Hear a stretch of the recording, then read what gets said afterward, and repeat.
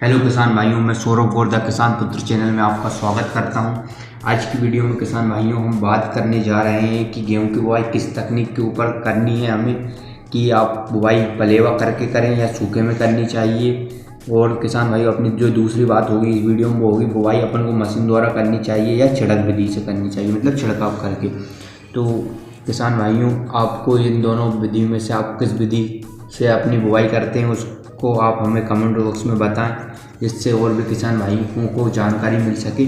किसान भाइयों मेरी इस वीडियो का उद्देश्य यह है कि हमें ये जानकारी होना चाहिए कि हमें सूखे में बोनी कब करनी चाहिए और पलेवा करके बोनी कब करनी चाहिए। तो किसान भाइयों सबसे पहले बात करते हैं सूखे की बुआई में। तो यदि हम सूखे की बुआई करते हैं तो बहुत से किसान भाई ऐसे होते हैं जो सूखे में बुआई करते हैं, लेकिन किसान भाइयों आप सूखे की बुआई तभी करें जब आपके खेत की बोनी है ना जो सबसे ज़्यादा बहुत ही पिछेती हो गई है, तो आप सूखे की बुआई करें।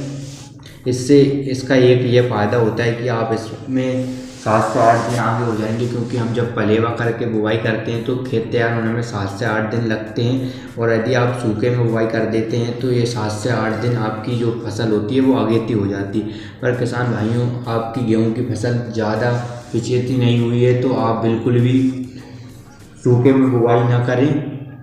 पहले अपने खेत में पलेवा करें और जब खेत में बतर आ जाए तो आप उसमें जुताई कर कर बुआई करें। लेकिन आपकी बुआई पचेती हो गई हो तो आप उसमें सूखे में गेहूं की बुआई कर देनी चाहिए। सूखे की बुआई करने में कुछ किसान भाइयों नुकसान है तो कुछ फ़ायदे भी हैं। फ़ायदे ये है कि किसान भाइयों समय की बचत होती है, कम से कम 8 से 10 दिन की पहले सिंचाई आप पहले ही कर देते हैं। एक तो आपको पानी की बचत होती है और दूसरा समय की बचत हो जाती है। लेकिन इसके नुकसान भी है। नुकसान यह है कि आपने गेहूं की बुआई कर दी, इसके बाद आप पानी देते हैं तो उसकी जो खेत की मिट्टी होती है वो कठोर हो जाती है, जिससे आपका पौधा जो होता है वो सही से फुटाव नहीं कर पाता है और इससे सही से पौधा अंकुरित भी नहीं हो पाता है गेहूँ का बीज, इसलिए पौधा गलदे नहीं बना पाता। इससे काफ़ी ज़्यादा नुकसान अपन को आगे फसल में देखना पड़ सकता है।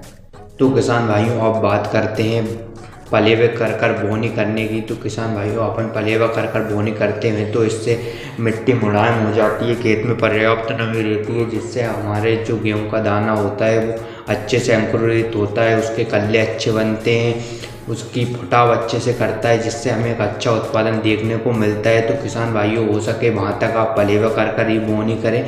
यदि आप ज़्यादा पिछेते हो जाते हैं, मतलब पीछे रह जाते हैं फसल की बोनी करने में, तभी आप सूखे में बुवाई करें।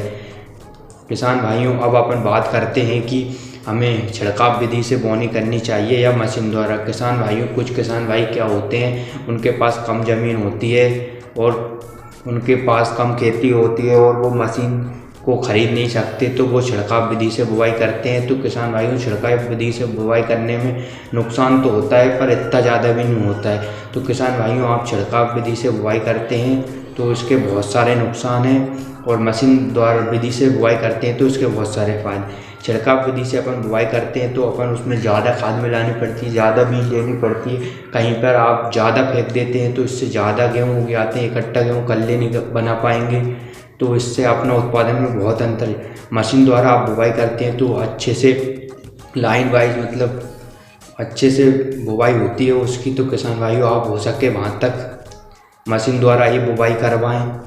मशीन द्वारा बुवाई करने से उनके बीच में गैप रहता है पौधों के, मतलब लाइन से चलता है तो उससे जगह रहती है, उससे हमारे पौधे को ऑक्सीजन अच्छा मिलता है। तो किसान भाइयों आप मशीन द्वारा बुवाई करके छिड़काव विधि में बहुत नुकसान रहते हैं। दाना ऊपर रह जाता है, अपन पानी निकालते हैं तो दाना बहकर इकट्ठा भी हो सकता है।